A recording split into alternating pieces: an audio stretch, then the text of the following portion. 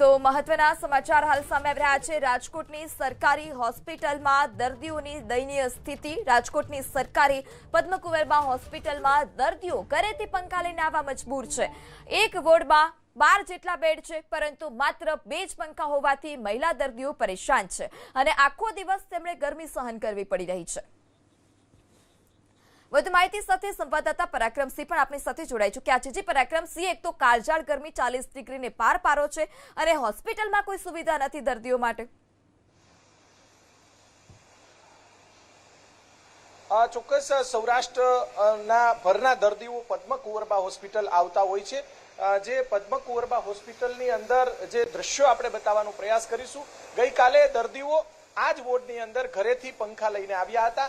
બાદમાં હોસ્પિટલ તંત્રના અધિકારીઓ છે તેમને જાણ થતા પંખાઓ નાખવામાં આવ્યા છે। અમુક પંખા નવા પણ નાખવામાં આવ્યા છે। આપણી સાથે જે ડોક્ટર નૂતન, આપણે એમની સાથે વાત કરીશું, જે આરએમઓ છે। બેન, શું આખી હકીકત છે? કેમ દર્દીઓને ઘરેથી પંખા લઈને આવવું પડે છે? હકીકતમાં એવું છે કે હાલ અમારે રિનોવેશન ચાલે છે આખી હોસ્પિટલમાં। પીઆઈયુ દ્વારા નવો એલઆર રૂમ બને છે અને પીએનસી વોર્ડમાં પણ હાલ રિનોવેશન ચાલે છે। દર્દીઓ વધી જવાથી જે બચ્ચા એસએનસીયુમાં દાખલ છે પણ મધરને ડિસ્ચાર્જ કરવામાં આવેલા છે તેવી મધરોને અહીંયા રાખેલી હતી અને જ્યાં પંખા નથી અવેલેબલ એ કોટ ઉપર નહોતા રાખેલા, બાકી કોટ પર રાખેલા હતા। પરંતુ આ રીતે જે બનાવ બન્યો છે, તમે તાત્કાલિક ધોરણે પીઆઈયુને કહીને કાલે સાંજે તમામ પંખાઓ કરેલા છે। રહી વાત ઘરેથી ટેબલ ફેન લાવવાની, તો અત્યારે આ હોસ્પિટલ 100 વર્ષ જૂની છે।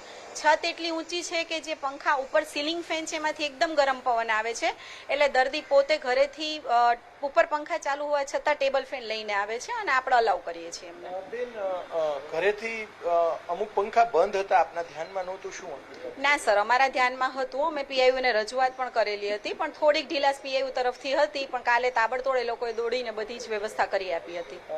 પછી દર્દીઓને ક્યાંય શિફ્ટ અત્યારે? હા સર, આપણે કાલે રાત્રે જ બધા દર્દીઓને શિફ્ટ કર્યા છે ઉપર મેડિકલ વોર્ડમાં। હવે અત્યારે રિનોવેશનનું કામ ચાલે છે તમારે? હા સર, હાલ ચાલે છે અને એ 2 મહિના હજી ચાલશે।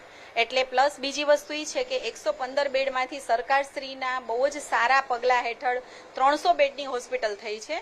ક્લાસ 1માં વધારો થયો, ક્લાસ 2માં વધારો, ક્લાસ 3માં વધારો થયો, પરંતુ હાલ જગ્યા એની જ છે। તો દર્દી ક્યાં સમાવી અમારા માટે સૌથી મોટો પ્રશ્ન છે, એટલે થોડી ઘણી અગવડતા થોડુંક અમારે મેનેજ કરવું પડે છે। રિનોવેશનનું કામ ચાલુ છે એટલા માટે? હા, રિનોવેશનનું કામ ચાલુ છે એટલા માટે, કારણ કે લેબર રૂમમાં બને છે એટલે આપણે લેબર રૂમ ટેમ્પરરી શિફ્ટ કરેલ છે, લેબોરેટરીમાં પણ રિનોવેશન ચાલુ છે અને બાકી બધા આજુબાજુ લોબીમાં પણ રિનોવેશન ચાલુ છે। જ્યાં ત્યાં જે પાનની પિચકારી પણ જોવા મળતી હોય છે, એના વિડીયોઝ પણ સામે આવ્યા? સર, અમે બહુ બધી વાર દર્દીઓને કીધેલું છે, અમે બધે બોર્ડ પણ મારેલા છે 200 રૂપિયા દંડના, પણ અહીંયા એટલા ગરીબ દર્દીઓ આવે છે અને જે વધારે પડતા ઇલિટરેટ પેશન્ટ હોય છે, જે સમજતા નથી અને અમે એની પાસે દંડ વસૂલી પણ નથી શકતા। વારે ઘડીએ એજન્સીના માણસોને બધા સાફ કરે છે, પણ એવો સતત પેડ નાખી દે ટોયલેટમાં, અથવા તો તમને ફોટા બતાડું કે ઘણી વખત બોટલ, ટમ્બલર બધું જ નાખી દે છે અંદર। ઉલટીઓ ત્યાં જ કરે છે કે જ્યાં મીન્સ કે પેશન્ટનું અવર જવર વધારે હોય ત્યાં। તો થોડી ઇલિટરસી છે અને થોડા ગરીબ પેશન્ટ છે, એટલે અમે બહુ કડક પણ નથી રહી શકતા આ બાબતમાં। પંખાની વ્યવસ્થા પૂરતા પ્રમાણમાં થઈ ગઈ છે બધી? હા સર, પૂરતા પ્રમાણમાં થઈ ગઈ છે બધી જગ્યાએ, અને તેમ છતાં અમે બીજા એક્સ્ટ્રા બફર સ્ટોકમાં પણ મંગાવવાના છીએ। જે દર્દીઓ હોય છે એમના માટે એસીની કોઈ વ્યવસ્થા આગામી દિવસોમાં થઈ શકે?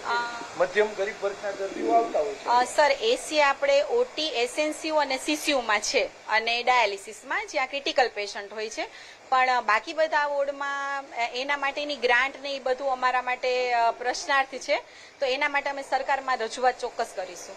ચોક્કસથી અહીંયા જે સૌરાષ્ટ્રભરમાંથી પદ્મકુંવરબા હોસ્પિટલ એ સૌથી જૂની હોસ્પિટલ છે।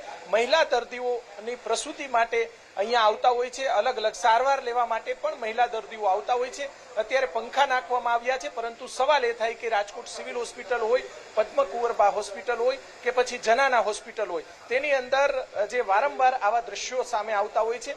દર્દીઓ જાતે જ જે પંખા નાખવાનો બનાવ જે સિવિલ હોસ્પિટલની અંદર પણ 2 વર્ષ પહેલા જે સામે આવ્યો હતો, સિવિલ હોસ્પિટલની અંદર ઇમરજન્સી વોર્ડની અંદર 2 વર્ષ પહેલા જે એસી પણ બંધ થઈ ગયા હોય તેવો વિડીયો પણ સામે આવ્યો હતો। અત્યારે જે દ્રશ્યો બતાવી રહ્યા છીએ, આરોગ્ય વિભાગના અધિકારીઓ ઉપરાંત જે તે હોસ્પિટલના ઇન્ચાર્જ છે તેમના દ્વારા જે જવાબદારો છે તેમના દ્વારા આગામી દિવસોની અંદર આવી કોઈ ખામી ન સર્જાય તે માટેની તકેદારી રાખવી જોઈએ.